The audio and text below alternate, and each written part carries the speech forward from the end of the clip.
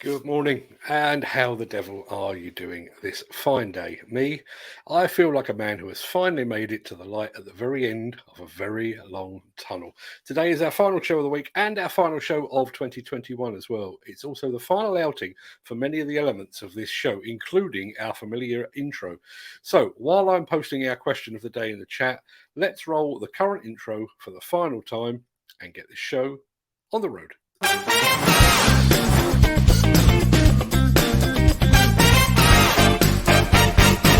Welcome to the Breakfast Show. I'm your host, Mark Anthony. It's Friday, the 24th of December. Happy Christmas Eve to everyone. And as that remarkably persistent guy just said, welcome to the Breakfast Show. I am your host, Mark Anthony. In today's show, we're back on the subject of asbestos yet again, as exposure fears bring demolition to a standstill on a project in Stroud. We'll also be visiting the bakery to see what Liebherr is cooking up this Christmas.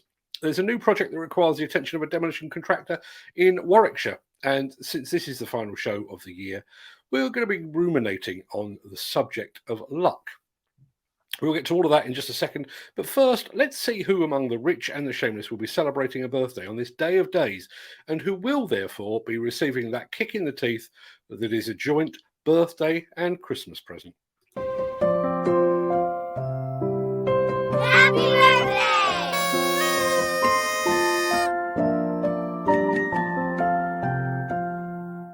And it's many happy returns to reclusive billionaire and aviator Howard Hughes, and to screen actress Ava Gardner, to immunologist Dr. Anthony Fauci, a man who found himself in the eye of the COVID storm, and to Human League keyboard botherer Ian Burden. Also, happy birthday to half man, half Wallace and Gromit character Ed Miliband. Many happy returns to them, one and all.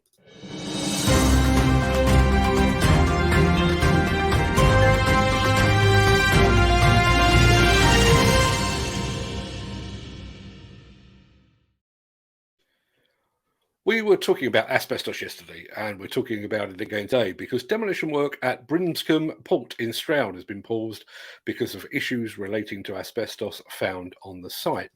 The area is undergoing a multi-million-pound redevelopment, but now only minor works will be permitted to make the site safe and secure until the new year. Stroud District Council intervened following an incident last week when the approved method of asbestos removal was not followed correctly. It all sounds rather familiar, doesn't it? On Thursday, the 16th of December, background air monitoring was carried out and the council called a meeting on site with an independent asbestos specialist, a representative of the contractor and a representative of the council's employer's agent. Investigations remain ongoing, and the council has said that in the meantime, no further demolition work can take place. Stroud District Council also said public safety remains the council's top priority. Now compare that and contrast with yesterday's HSE reaction to the discovery on site, the discovery of asbestos on a site in Southend that we covered extensively yesterday. Very, very different, isn't it?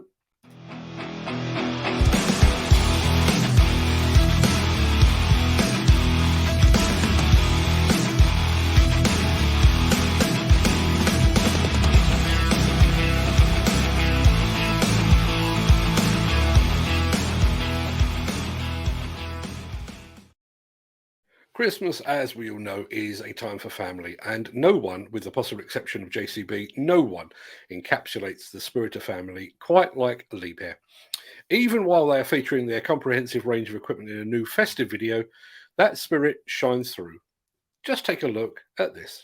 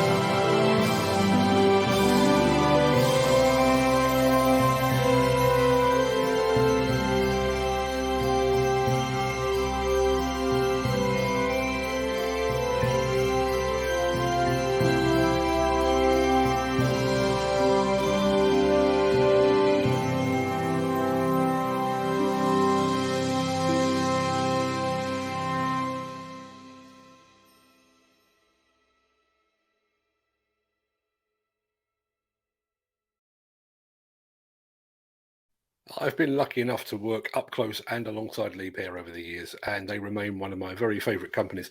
I wish all my friends at Liebherr a very happy Christmas, and I look forward to catching up with them all in the new year. The Miller GT series heralds a new era of unrivaled power and cutting-edge intelligent coupler technology, increasing job site safety, machine versatility, and productivity. It's the added versatility that you need at the value you can afford. To find out more, visit millergroundbreaking.com.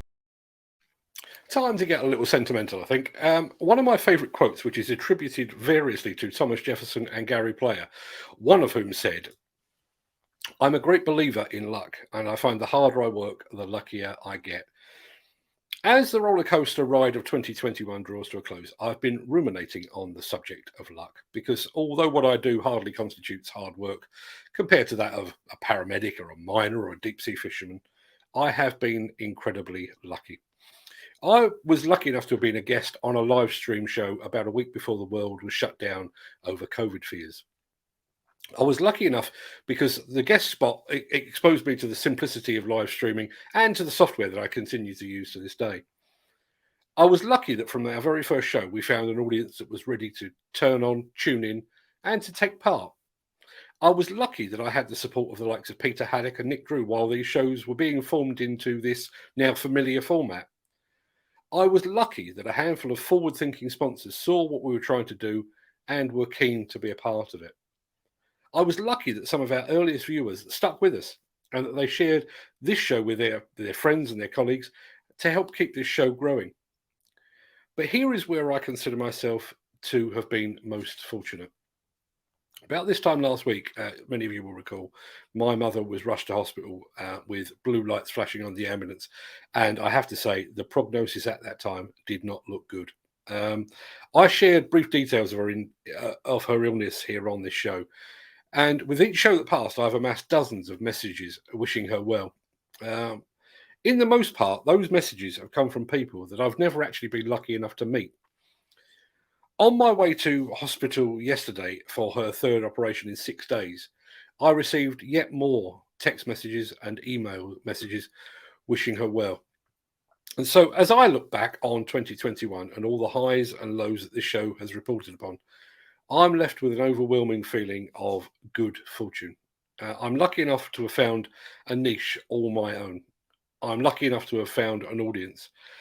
But I think my greatest stroke of luck is that I've made so many friends along the way. So before I get too slushy, I just wanted to say a huge thank you. And I sincerely hope this run of luck continues into 2022. And I also hope that I get to share it with all of you. Axoft and Svantec are your high-end partners for noise, vibration, dust and air quality systems, sensors and software.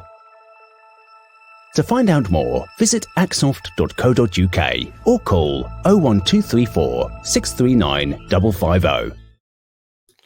If you're a demolition contractor with ready access to the Midlands and some space in your order book, you might want to pay attention to this.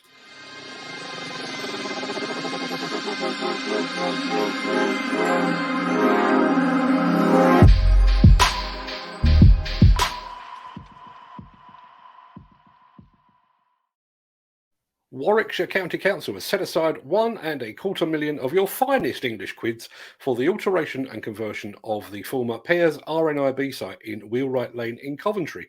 The project will involve the creation of a new special education needs and disability school. But before any conversion work can commence, some of the existing buildings will require the attention of a competent demolition contractor. And at the time of broadcast, a suitable demolition firm has yet to be appointed. You can find out more about this project and countless more like it over at buildersconference.co.uk. And just as a final point, if you do manage to bag this contract, consider it a Christmas gift from me to you.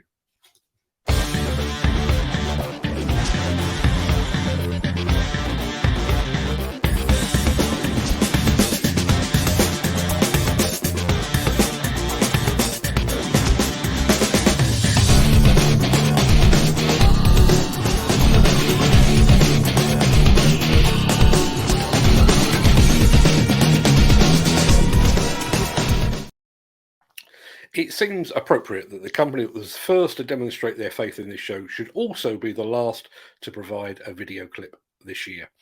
The team at Miller Groundbreaking have been endlessly supportive of this show and of the work of the Construction Collective. And they were also the first to sponsor this show at a time when this show was little more than a half-baked idea in my head. So, with the final Breakfast Show video of the year, here's a final word from those very fine folks at Miller UK.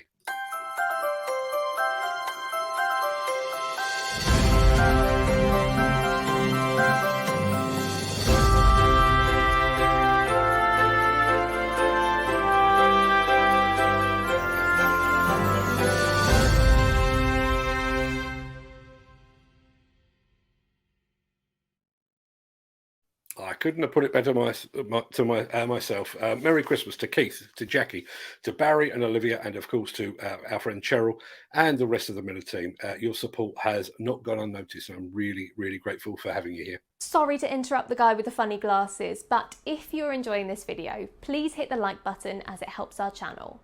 Or, better still, share this video with a friend or a colleague. Thank you. Right, back to Beardy.